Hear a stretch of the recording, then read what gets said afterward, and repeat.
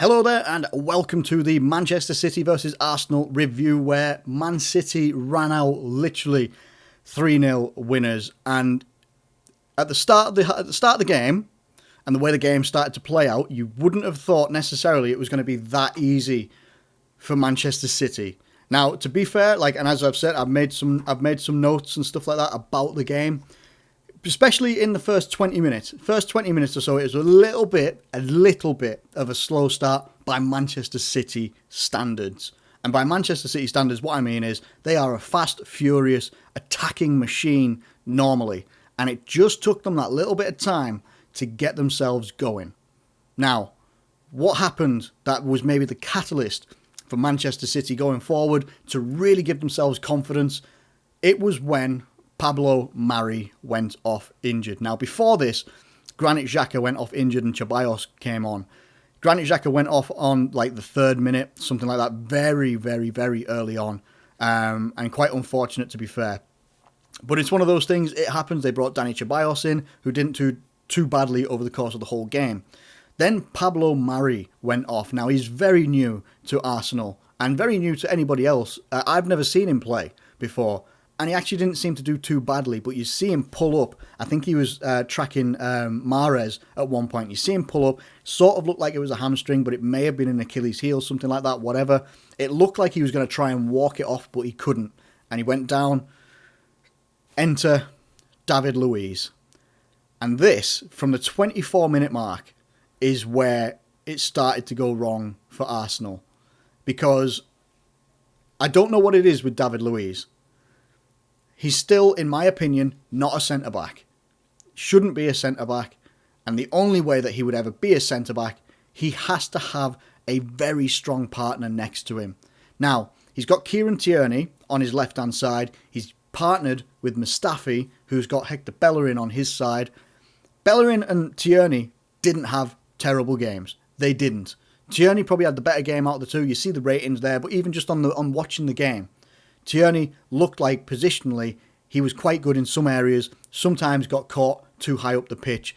And when you've got the defensive line that Arsenal have, and they don't have the strongest defenders in the world, it can leave them open, and started to see gaps appearing for Riyad Mahrez to just wander into. Gabriel Jesus making sure that he can get into little pockets of space as well to open himself up. Because as soon as Arsenal lose the ball in any position, Man City, and it doesn't matter what team Man City are playing, if you lose the ball in midfield or high up the pitch against Man City, immediately the whole team just pushes, and it pushes.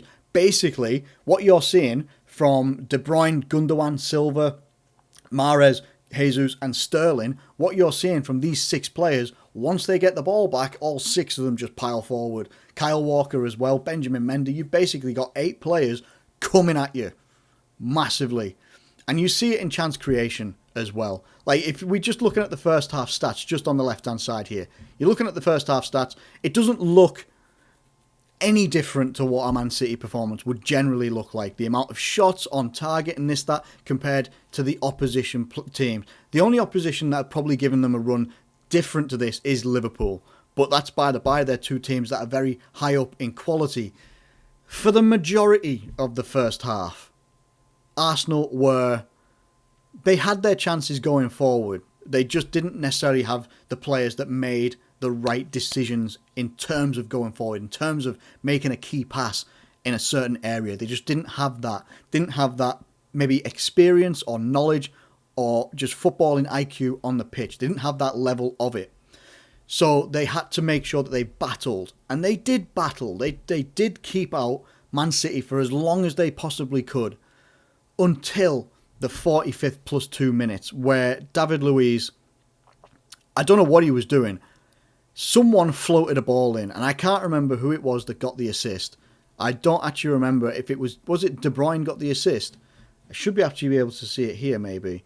But I think it was maybe De Bruyne that got the assist, something like that. Just whips a ball in, right? And David Luiz puts a knee up, just a lazy knee, just a lazy knee. It bounces off him. Sterling's in behind anyway. It bounces once, and he volleys it past Bernd Leno. Leno can't do anything about that whatsoever. He absolutely cannot do anything about that.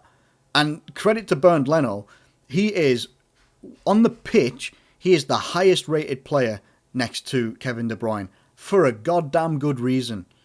Because Bernd Leno kept this from being... People kept saying a cricket score. This could have been a rugby score. Like, it really genuinely could have been 6, 7, 8-0, anything like that. Because of how good Bernd Leno was in this game, he kept the scoreline down. Then you go into half-time, and they always say half-time can be a crucial time to score a goal and also to have conceded a goal. Obviously, Arsenal come out.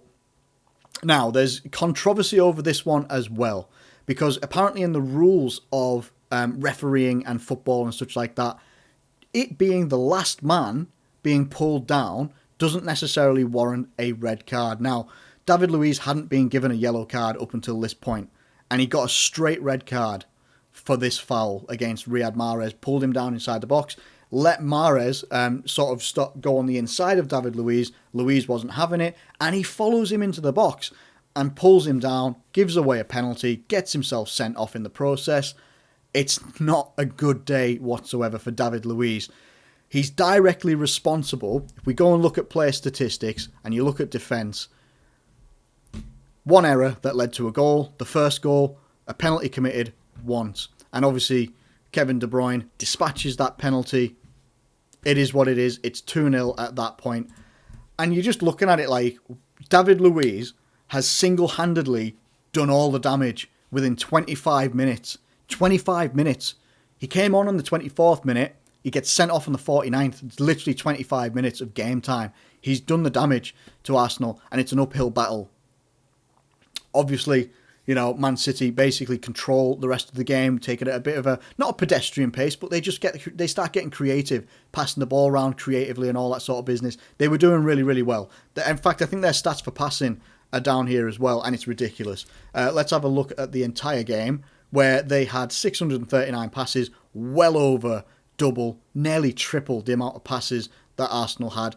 It's just ridiculous. Ridiculous stats, but they got creative. They got, they felt free, they felt loose, they felt good. They wanted to go about their business, and they did that pretty much for the end of the game. Foden finishes the game off. Now, while a lot of this analysis has been about David Luiz as well, let's not forget the fact that you've got Pierre-Emerick Aubameyang, one of the most dangerous strikers in football. He can be one of the most dangerous strikers in football. He really can.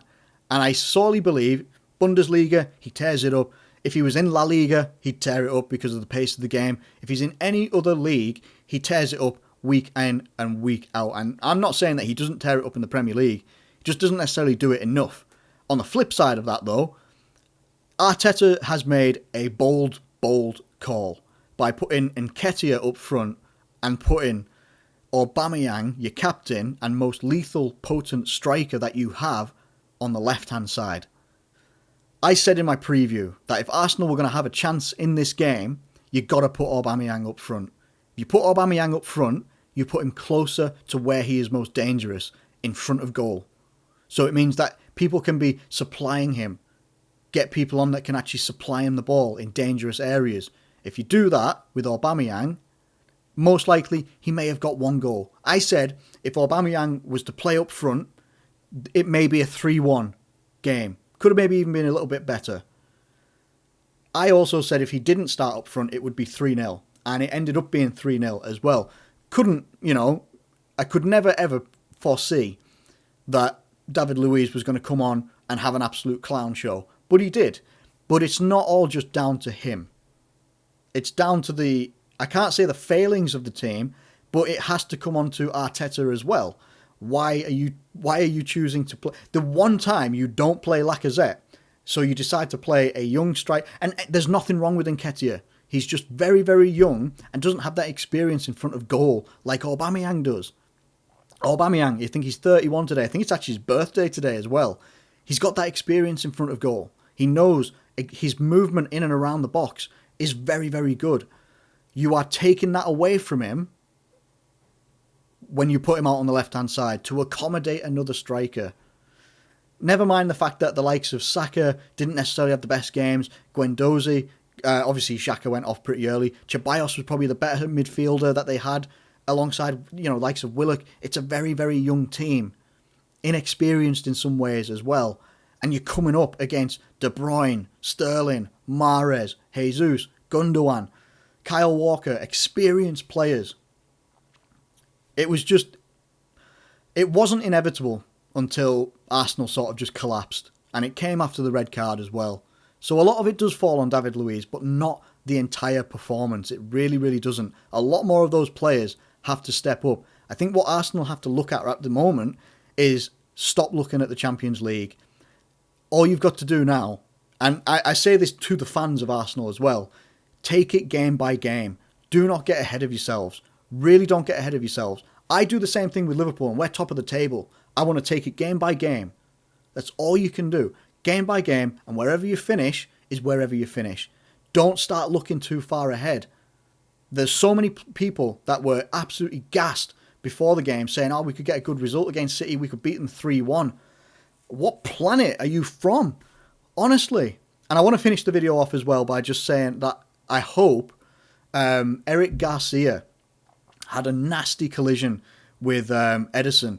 Ball comes over the top. Garcia I think there's a couple of players in the mix there, but Ederson just comes out flying. And there was about maybe 10 to 11 minutes of just stoppage time where you've got medics on, making sure that he's okay. And you knew it was serious once it had gone on for more than 3, 4, 5 minutes. And you're just hoping that it's not something terrible. He eventually got stretchered off. I haven't seen an update myself, but I genuinely hope the young lad is actually okay. He actually had a pretty good match alongside Laporte and Kyle Walker. He actually had a pretty decent match as well. So I genuinely hope that young lad is okay. I hope he's going to be, fit and ready to play at some point soon, because he had a good game as well. It was just such an unfortunate incident to sort of not finish off the game, but you know what I mean. Like, it's just unfortunate that happened as well. So fingers crossed he's okay as well. But hey, I'm going to get out of here. I'm going to finish this video off right now. But please let me know what you think in the comments below. What did you think of Man City's performance, and what do you think of Arsenal's performance as well? Let me know what you think in the comments below. Thank you ever so much for watching. If you have enjoyed it, please do like it and subscribe if you're new around here. Thank you once again, and I'll catch you later.